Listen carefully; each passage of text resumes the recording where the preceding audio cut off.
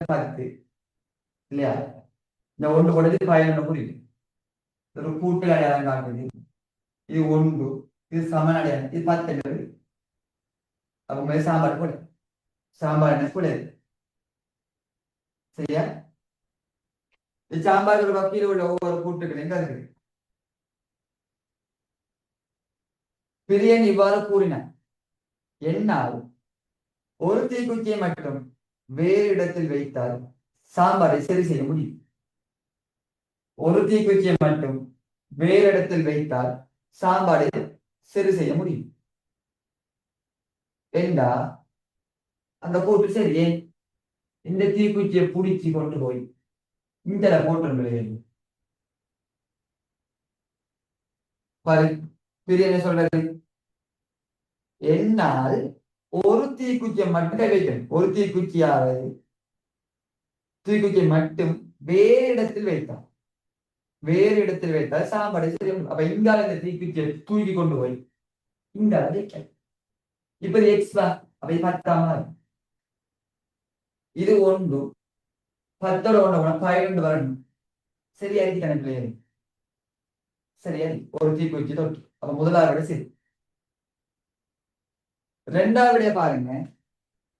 திருப்பி பழையபடி போகலாம். ஓகே. லாபம் இவ்வாறு கூறினார். எனக்கு ஒரு தீக்குச்சியை மட்டும் அகற்று. பிரியன் செஞ்சது தீக்குச்சியை இன்னொரு வச்சிடார். ஒரு இடத்துல இருக்கிற தீக்குச்சியை இன்னும் ஒரு இடத்துல கொண்டு போய் வச்சுத்தான் அவர் சாம்பாடு சரி செஞ்சு. அது பிரியன். லாபர் என்ன சொல்றாரு, எனக்கு ஒரு தீக்குச்சியை மட்டும் அகற்றியா, இன்னொரு வைக்கிறல எடுத்துட்டா சாம்பாரை சரி செய்ய முடியும். ஓகே, இந்த தீக்குச்சி அகற்றிடுவோம். தேவையில்லை. இப்படி தீக்குச்சி எடுத்து தூக்கி எறிஞ்சிருமா? இப்ப சாம்பார் சரியா வரும் பாருங்க. இது பயணம்,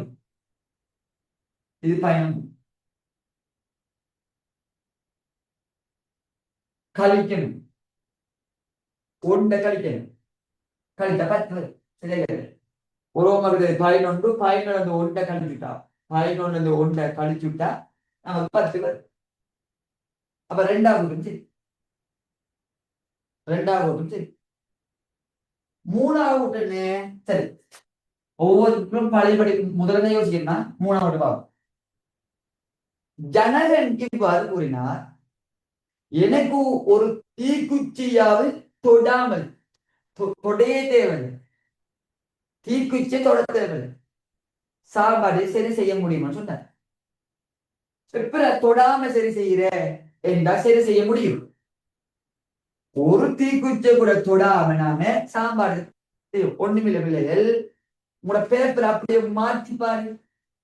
அந்த நீ தீக்குச்சி தொட தேவையில்லை.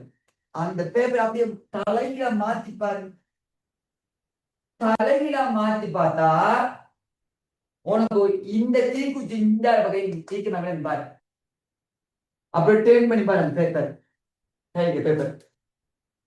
அப்படி மாற்றி பார்த்தா இந்த தீக்குச்சி இருக்குதா, இந்த தீக்குச்சி உனக்கு இங்கால பக்கம் மந்திரிக்கிற மாதிரி தோணும் பாரு. அப்ப இந்த தீக்குச்சி நீங்களா தீக்குச்சியை தூக்கி வைக்கல. நீங்க தீக்குச்சியை டச் பண்ணவே இல்லை, தொடவே இல்லை. நீங்க என்ன செய்றீங்க? பேப்பரை மாத்துறீங்க, தலையில மாத்துறீங்க. தலையில மாத்தினா இது இந்த இருந்து பாரு. அப்ப இது 9 மாறு. இங்கால இருந்தா தானே 11, அங்கால வரக்கூடாது. 9 போகணும் உங்களோட கண்ணுக்கு. அப்ப 9ஓட 1 கூட்டு 10. 9ஓட 1 கூட்டி பாரு 10. மூணாவிடையும் சரி. ஏன் தவறு என்ன சொன்னேன்? நான் தீக்குச்சி தொட மாட்டேன். தீக்குச்சியை தொடாம தான் என்ன செய்வேன்? நான் சாம்பாடை சரி செய்வேன்.